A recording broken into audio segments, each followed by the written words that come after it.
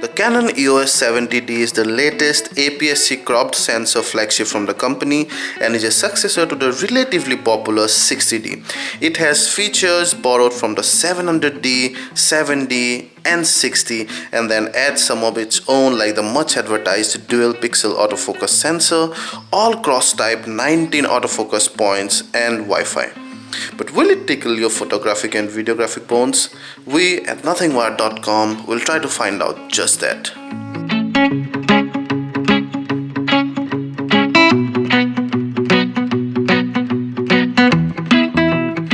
It's a fairly usual looking Canon box, cardboard box. You can see that's the camera. Here you have some quick specs: 20.2 megapixel CMOS sensor, brand new one. ISO goes up to 12,800 normal conditions. Then you have 7 fps of burst mode, all cross type 19 autofocus point as I just talked about, and much advertised dual pixel CMOS autofocus sensor. And then you also have a clear view 2 type 3-inch LCD touchscreen. Here you have some marketing and pricing information. It comes in 3 variants. One if you want to buy only the body, and then you'll get an 18 to 55 mm IS STM lens that this kit has. Then you also get an 18 to 135 mm IS STM lens, and the price ranges from about 80,000 Indian rupees to about 99,000 Indian rupees depending on what kit you're buying. That in US is close to about $1,100 for only the body, $1,249 with the 1855 mm STM lens, and then about $1,449 with the 18135 mm lens. We'll see there's some software informations here, and again you have content in the box. I'm gonna show that to you anyway. Nothing here, so we're gonna quickly open the box. We've already cut the box open, but I'm gonna show you the content there anyway. So on top you have the manual, then you have some software CD, and then some photographic guide which are fairly well written. You have the Canon Edge advertisement, then you have the DSLR 5 Plus processor guide, and then some other stuffs, about, I guess it's about FCC notices and all those. You have the shoulder strap here, then your power cord, the battery. It is an 1800 mAh Li-ion battery.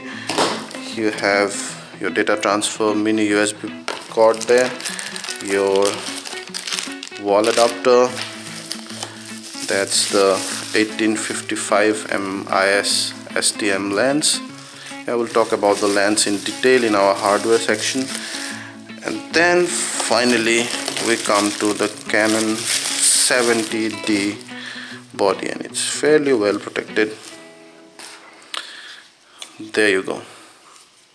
And if I hide this, probably at the first glance you'll actually think this is the 60D, but when you hold this and when you actually realize that it's the 7D, then you'll in turn realize that this guy is relatively just a slight smaller, like smaller here and then narrower than the 60D. Nice. The articulating LCD from the 650D. Yep, has Wi-Fi from the 6D. Other stuffs from other EOS cameras. Nice, yeah. That's about it. The 70D looks very similar to the 60D. In fact, if I hide the label at first sight, you might think that it actually could be the 60D, but when you hold the camera, you'll know that the 70D actually is not as tall as the 60D. It's also a bit narrower, so overall it's a smaller camera than the 60D. But that does not mean that you have less place or less comfortable in holding the camera, or there are less buttons. Yep, so it's overall smaller camera, but with the same buttons and control. Of course, some of the buttons have changed their places. We'll come back to that in a bit. It also has almost the same premium plastic construction. The chassis is mostly made of plastic. You of course have patches of rubbers where you would hold the camera. Here the flaps are of rubber here as well, and then you have just a hint of metal in form of the eyelets here and the hot shoe. Yeah. And then it comes with the 18 to 55 mm IS STM lens. It also comes with the 18 to 135. Our review unit comes with this one. So let's go ahead. That's the body cap, very premium quality. Let's go ahead and connect the lens here. Yeah. So there, see.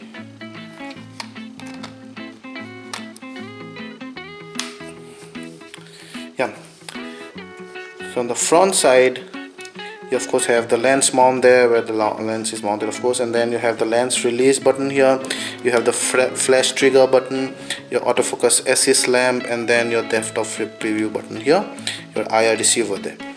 On this side, you have a single card slot, SD card slot. You would have liked it to have dual SD card slot, mainly because at times you would want a backup, you want a backup card, or you want maybe to save the RAW on card 1 and JPEG on card 2 and some other use also. But nowadays a lot of camera comes with dual card slots, so we would have definitely liked it. On this side you have the speaker and then the connector, so that's for the external mic, and then that's for the wired remote control.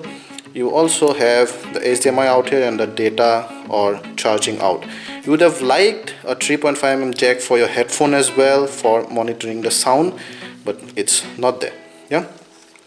Then you have the eyelets here, of course. On top you have the shutter release button, and then a new button that wasn't on the 60D, the autofocus area mode selector. So by pressing this once, you have this, and then you can select by pressing this again and again, and subsequently things are changing here on the monitor, so you can see. Yeah. Then you have your primary dial, and then an array of dedicated buttons that you've seen on the 60D as well. This one is the autofocus mode selector. Now to toggle this, you cannot just simply click this, it won't change, it will just toggle to activate this button or deactivate. So to change this, you have two options. One, press this at the same time, turn this, and there you can see it just slightly changing to AI servo, one shot, etc. Or you can press this and turn this, and you'll see the same. Now this arrangement is very annoying and very cumbersome, because the moment I press this and start turning this, my finger leaves of this. It's very difficult, and once you actually operate it, you will know. And pressing this and this is even more cumbersome. So this arrangement is, I mean, we don't absolutely appreciate this arrangement. However, that's the way it is, because otherwise you'll have to go to Q and then change everything. Yeah. Then you have the drive mode, and same story here. You need to really lift your finger there and then change it. See, it's really difficult. And then you're changing this, and that's getting changed. Or you can press this and then change this to change this. And because these buttons are actually not those clicky ones, it inherited the same buttons on some of the other EOS cameras, so they don't actually get clicked, so you don't know whether your your button is pressed all the way. So yeah, and you might not know, you might change this, and even if it gets lifted, you won't feel that haptic feedback. So it gets really difficult. That your ISO, you change it the same way, then your metering here. See, now here and turning here becomes really impossible. That spot, that's your evaluative. And then this guy, switch on your LCD panel so that you can view the information on your LCD panel even while it's totally pitch dark. That's your LCD panel. Of course, you have seen all sorts of information there. Your sensor mark, then your stereo mic, your accessory hot shoe. I've shown you the flash here, your power lever, switch off and switch on, and then your mode dial here with the lock. So you cannot simply rotate it without pressing this. And this 360-degree rotatable, which is a very good thing. Now Canon calls from A+ till scene mode, Canon calls this as the basic modes, because they are mostly like a point and shoot camera. The camera takes control of almost everything. And then you have the advanced modes here. Yeah. from P till U, where some user settings can be customized. That's what. On the top you of course have your eyelets for the lanyard. On the back side then you have the incredible 3-inch LCD screen. It has over 1 million dots, and Canon calls it a Clearview 2 capacitive screen. It's very responsive.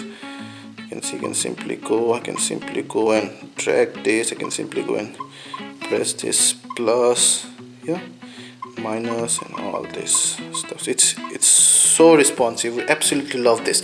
Canon also calls it a vari-angle, which means that you can actually view this from a great tilt, so it has a very good viewing angle. So I don't have any image right now, but it has a very good viewing angle. Yeah, so it's also a 270-degree articulating screen, there you see, which it borrowed from the 650D or such. Then on top of this you have the menu button here. Now on the 60D the menu button was here, so Canon changed that to here. Then you have your info that shows you your shooting status. Then it also shows you camera status there, standard, and then your level. Yeah? So menu will take you to the menu here. I'm going to show you the user interface, and then you have the 90% viewfinder with your eye cup there, your diopter dial, and then again a new switch that you haven't seen on the 60D is this is in the still live view mode, and then this turns to the video mode. Yeah, so the moment you press this here, it will come to the still live view mode. The moment you press this, goes to the video mode. Press this again to start and stop the video. Yeah. Then you have a cue, so pressing this and you can customize anything here. Yeah, so you can go back via this, yeah, flash level, ISO auto, or you can change anything and simply drag this. It's so convenient and it's so responsive. We're absolutely crazy about this screen, and we just wish every camera manufacturer at least makes this kind of a LCD monitor, because now at the age of the capacitive touchscreen mobiles, you're so used to the screen, this feels absolutely at home. Yeah. Then you have your playback button, and then your multi-selector dial here. Then again another 4-way selection button with the set, delete button, and then the lock button here, which locks the multi-selection. For example, let's say you're in the full manual mode, yeah, and your this dial would change the shutter speed here. Yeah, at the same time, to change the aperture you can actually rotate this, but it's not changing because the lock button is on. So to unlock it, press it downwards, go. Now you can now see I'm turning that and the aperture is changing. Yeah, I generally keep it in lock and unlock it when needed or when I'm in M mode, because I mostly shoot in aperture priority mode, except for some situations, especially under low light. You have your AF on button, you have your exposure and focus lock here, and then that's what autofocus point selector. In playback mode this will work as zoom in or zoom out. So that's about the buttons on the back. Mostly like the 60D, but they have changed the positions of some of the buttons, and there are actually not many places to keep other buttons, but we would have definitely liked a dedicated Wi-Fi button somewhere, because that's one of the USP of this camera. Below you have the tripod mount, and then your battery compartment there, the 1800 mAh battery. Yeah, let's see how much time it takes to come off the sleep. The Mark III is really slow, so was the Mark II, and even the 700D was pretty slow. So we'll come back to that. So that's your camera. Now let's talk about the lens while that goes to sleep. Is that this is of course all plastic. You have patches of rubber here and here. That's your zoom ring, and that's your focus fine-tune ring. You do not have an aperture ring here. It's an 18 to 55 mm IS, that is image stabilization STM lens, which has a silent stepping motor lens. So the focus is generally faster. Canon now has 4 such lenses. Then it also have macro, although not 101, yeah, at 0.8 feet. You see the autofocus manual focus button there, the stabilizer on and off. The 18 to 135 mm lens, at least because we have seen only these 2 lenses, not the other 2, had a zoom lock. It's not here, maybe because the 18 to 55 is not that much of a zoom that will actually fall out, but we would have liked that. But that's kind of just nice to have and not really useful. So this zooms out just about that much, so I think it makes sense not to include the zoom lock. Yeah, the focus fine-tuning comes in when you have it in autofocus, but once the autofocus is logged, then if you want to fine-tune the focus, you can just rotate this and it will fine-tune the focus. It does not matter, it's not connected to the autofocus motor inside, so even when you have this set in autofocus, rotating this would not break that motor. Again, a very good thing. Yeah. So it takes some time. Let's see. Yeah.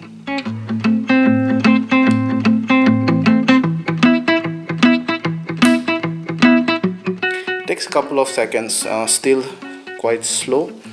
Yeah, so that's about the hardware and the buttons and controls. Fairly well built and premium camera. In fact, overall, if you look at the 7D, it's a touch more premium than the 60D.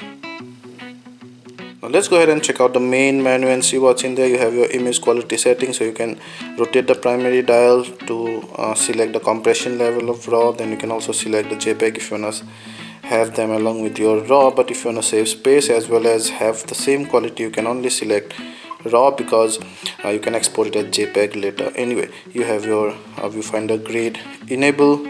That's why when you go to live view mode here, you'll see the grid erase. It took a little time to come off to activate it. You can see the grid here. You can also see the grid in the viewfinder level, where it will show a camera level on the viewfinder. It's very useful.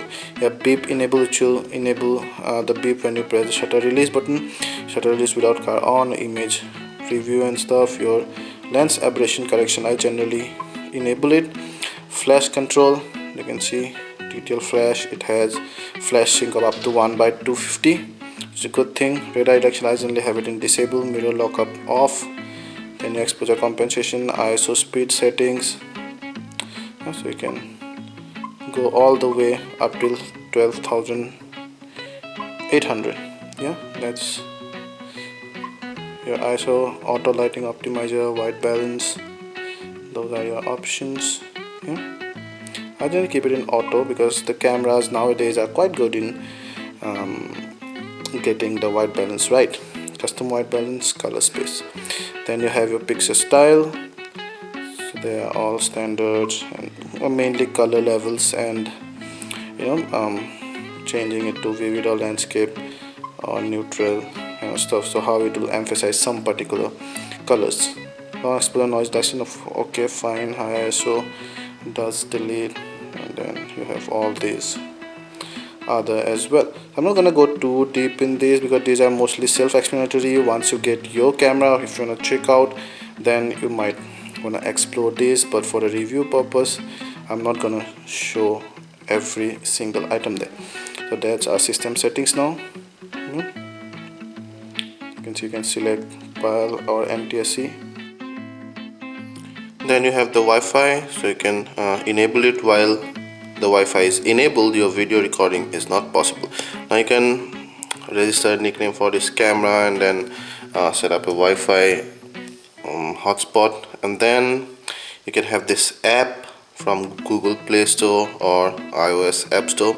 It's called EOS Remote. Now with the help of this app, you can view your camera's images here and transfer them. You can also have the phone act as a remote viewfinder for the camera, so that you can, the moment you start shooting here, your camera shutter release button will be released. Although it will be a little slower than when you use the camera directly. Yeah, so that was it. So we're gonna go ahead and we're gonna cancel this now. And apart from that, you have some other usual system settings and then your favorite settings here. So that's about the user interface. The screen is absolutely responsive. You can see it supports pinching zoom. Now I was testing different ISO settings here. You can also swipe to go to the next or the picture before that. Yeah, you can also pinch zoom in to go to up to 9 thumbnails. It's very convenient and very responsive and fast as well. The system of the Canon 70D is very fast and smooth for most part, except the Wi-Fi operation somewhat. The buttons and controls work just fine, and apart from a couple of seconds delay while waking up from sleep, the other operations are almost instant. The LCD monitor is very fast and responsive and one of the best we've seen ever on a camera. This is really the future. Now the 70D comes with 19 all cross type autofocus points and they were blazing fast. If all cameras came with all cross types like this, the world would have been a much better place to capture. The color and details are absolutely brilliant. We found the images on the 700D on slightly softer side, but this one really nails it. The saturation and hue are very natural, and even for a raw pic the contrast is sharp enough. Won't need much work while exporting as JPEG. Under tungsten light, however, the saturation increases just a bit, but totally bearable.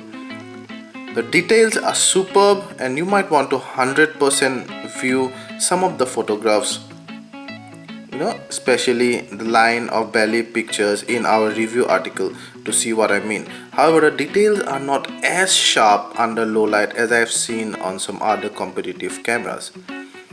The 70D holds the noise pretty low till about ISO 1600. ISO 3200 looks visibly noisy and then it loses its way. Zoom in on the left dome to see the noise. You can go to our review article and check out the photos there. You can see the photos here also, but you cannot of course zoom in. You'll be able to zoom in there on our review article. The 70D comes with 4 metering mode: evaluative, partial, spot and center weighted average. We actually did not find much difference between the second and the last when the subject mainly covers the center. However, there is a clear difference among the first 3 for good and very accurate also. The 18 to 55mm kit lens shows significant chromatic aberration without the CA filter on the setting. We recommend you turn on DIN filter in setting, which reduces the purple fringing or the chromatic aberration to some extent, but not totally. There is no barrel or pincushion distortion as the lens is neither too wide nor too telephotic. There is very slight, almost negligible keystoning though. An f/3.5 is not the best lens to give you a very shallow depth of field. Anyway, still we got some very good depth of field, at least due to the APS-C sensor size. We also got some good bokeh.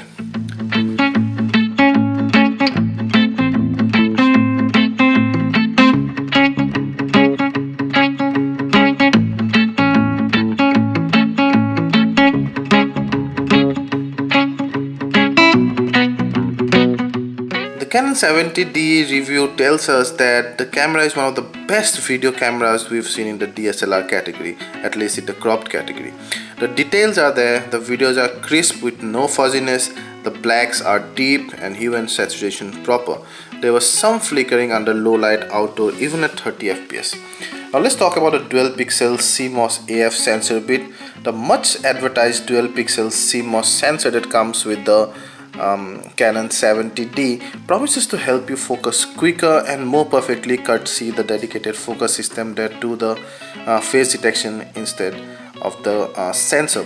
So in traditional system the sensor had to do the focusing part as well, but on the 70D you have a dedicated system only to focus, and then the sensor differently. So this won't affect in the viewfinder mode, but then it's supposed to act, and it in fact does pretty well as a video camera in the live view mode by continuously focusing faster and better in during video recording, and by locking the focus pretty fast in live view mode while you're clicking still pictures. But you'll find out that it acts better under certain settings more than the other. The live subject tracking mode, which is the face plus the subject tracking mode, is slow to recognize and focus on a small area, mainly maybe because it's fishes for a face. We suggest you switch on the single flexi zone mode, that's the rightmost one. Point at the subject of interest and then do the focus and recomposing to achieve fast results. Note that the camera focuses much faster on a significant face in the frame. So if there is a face in the frame, then it's not a problem, but if it's really other small things, then the first mode that we talk about, the live subject tracking mode, is somewhat slow. Not that slow, but it's somewhat slow. Also, make sure that you have continuous autofocus enabled in menu to achieve fast results. Overall, we are very impressed with the dual pixel concept and absolutely love the feature.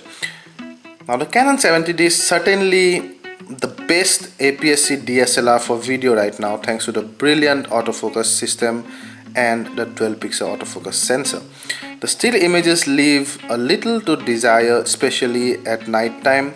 Under enough light, however, the autofocus is lightning quick and details and colors are natural. The Canon 70D review tells us that it's definitely in our top 3 best crop DSLRs, majorly riding on the video performance. However, the cheaper full frames like the Sony Alpha 7 released very recently now starting to threatening all these premium DSLRs, and not only the 70D. Thank you, and if you like our video, please hit the like button and subscribe to our channel for all future awesome content.